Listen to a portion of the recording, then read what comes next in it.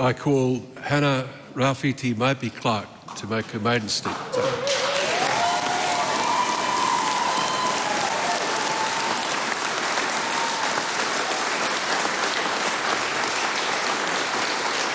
Tēnā rā koe e te pika, tēnā rā tātou e te whare.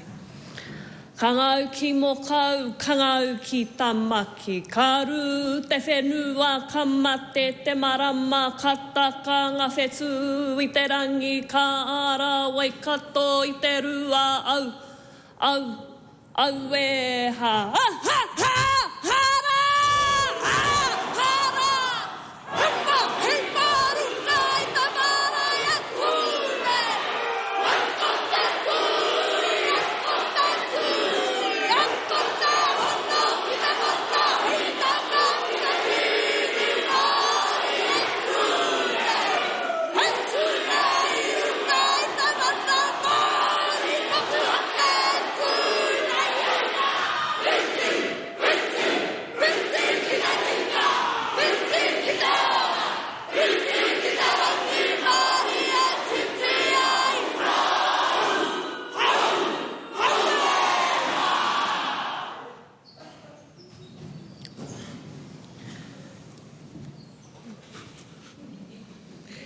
Hikoi ko te uira, papa te whatitiri, whakaeke heke ana mai te kohanga ki runga o Paremata.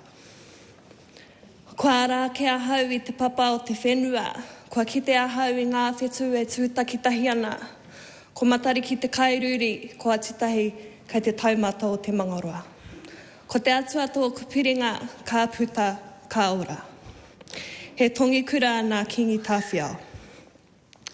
Kai taku kingi tūheitia, pōtatau te whirowhiro te tuawhitu, me te whare kāhui ariki whānui, te puhi ariki o te motu, ngā waihono i te pō, kua rangatira tō tātou nei pō i a koe. Rire hau, pai mārire. Ngā mate o te tau, o te marama, o te wiki, o te rānei, ngā rārangi kingi o te pō, hoki atu rā koutou ki te pare kawakawa o pare ārau. Ki te mana whenua o te atiawa, nei rā katuohu. He raukura no rongo waireri ao ki Taranaki. Over 1.2 million acres confiscated. He uri no whakaotirangi o Waikato. Over 1.2 million acres confiscated. He whakahekenga no āhua iti o ngā puhi. Over 200,000 land confiscated. He mangainga no hamo i te rangi o Ngaitahu. 34.5 million acres confiscated. Ka ora tonu tō rātou uri whakaheke. Ko mutu whenua te marama i te rangi nei, ko hine i te weka te whetu. Well, I was almost just going to say, we are here, let's get to mahi. But those flights down for our whānau were pretty expensive, and some of my cousins even missed Alan Stone concert tonight for this. No, this is better. Ironically, they say the stars align, but I think tonight is a little bit more than the stars aligning.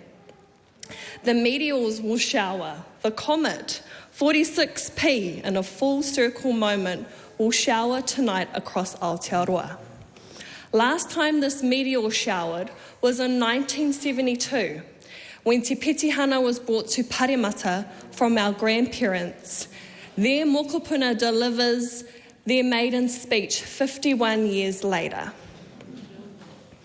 I truly feel like I've already said my maiden speech outside the steps of Parliament last year for the 50th anniversary of Te Petihana, where my last statements of my speech, I quote, "I will leave the decision with you whether or not you jump on our waka or not, because with or without you, we will sail in both worlds.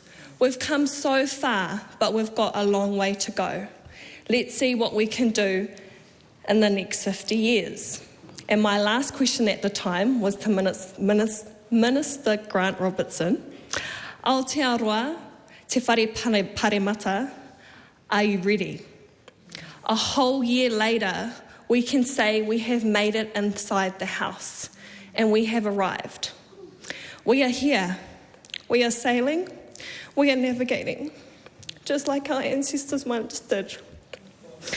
And the biggest ocean in the world, Te Moana Nui a Kiwa, even though some others aren't even jumping on the waka kotahi.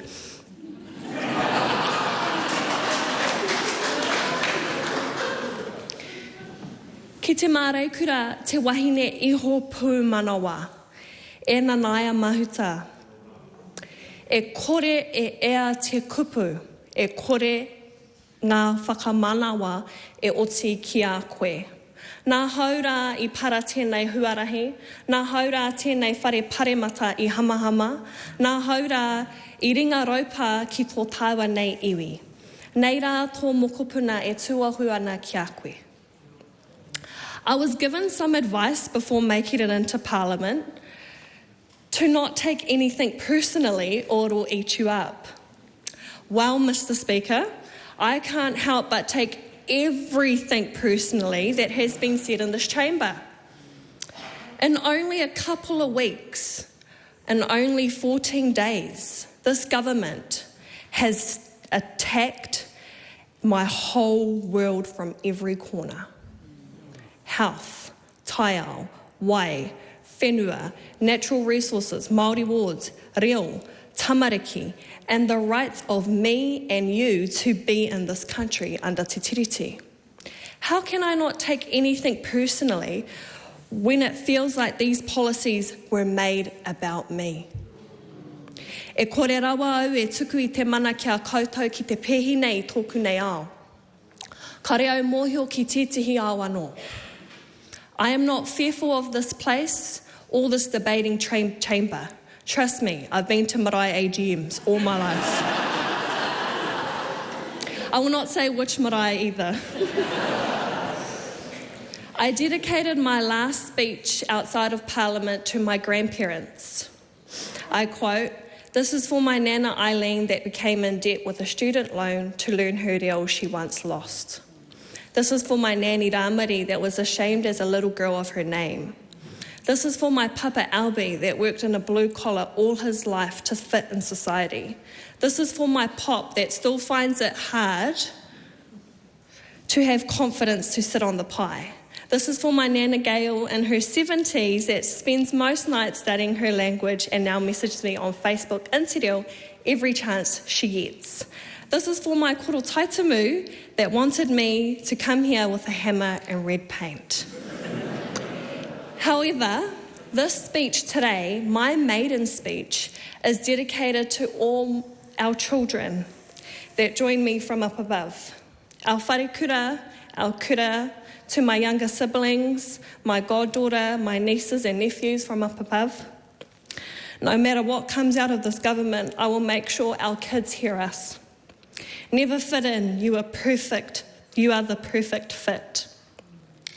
To our tamariki, your reo is whispering for you. To the tamariki Māori who have been sitting in the back of their classroom their whole life, whakamā, waiting generations longing to learn their native tongue. To the tamariki who haven't been to their pepeha yet, it is waiting for you with open arms. To our mokopuna, they can attack me, but I will not let them attack you. Our first words we spoke in this house was an oath to you.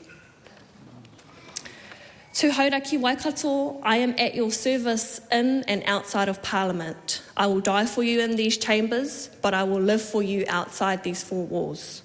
I will be a constant sponge, soaking up and listening to our kōrero tuku iho and the needs for our people, straight from the soil. Your job for me is to keep me in line and in check. The first thing Te Pāti Māori taught me is to believe in myself and to always keep grounded. We do not own these seats. We are kaitiaki for our people. We are not the ones, but we are the kaikarere from the home base to the beehive. We are the protectors in here and the providers in our home.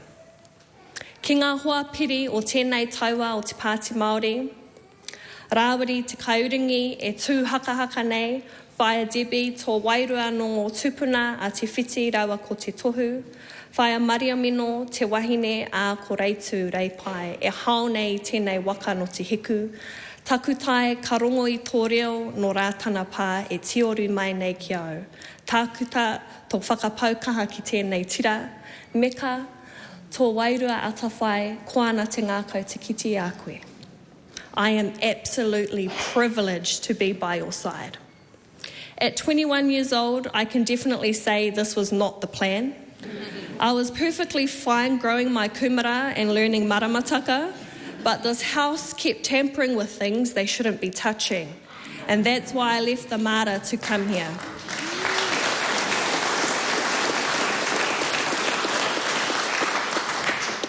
To my whānau who have travelled near and far from across the motu and everyone watching at home, I see you, I hear you, and I feel you, but I cannot thank you enough.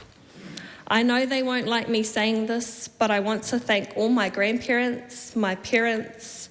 This is my mum's worst living nightmare, me being in here. And my dad watching on the TV going, go girl, get him. My teachers, our kura, our club, my cousins, my in-laws, my bestest friends, and my siblings for keeping me sane and grounded and telling me when I need a wardrobe check. My partner for your unwavering support and constant love. To every person that has gathered up top today, I rangona tō mātou haka, I rongo, I rangona, I whatitiri tēnei whare I tō tātou nei reo. To every person that is watching from home, to every person in this room up above, this isn't my moment, this is yours. Every time you hear my voice, it will echo of my ancestors. Every time you look me in the eyes, you will see the children that survived. Over the next 3 years, you will see history rewrite itself without a pen. See you at Tūranga Waiwai on the 20th. Nō reira, tēnā koutou, tēnā rā tātou, katoa.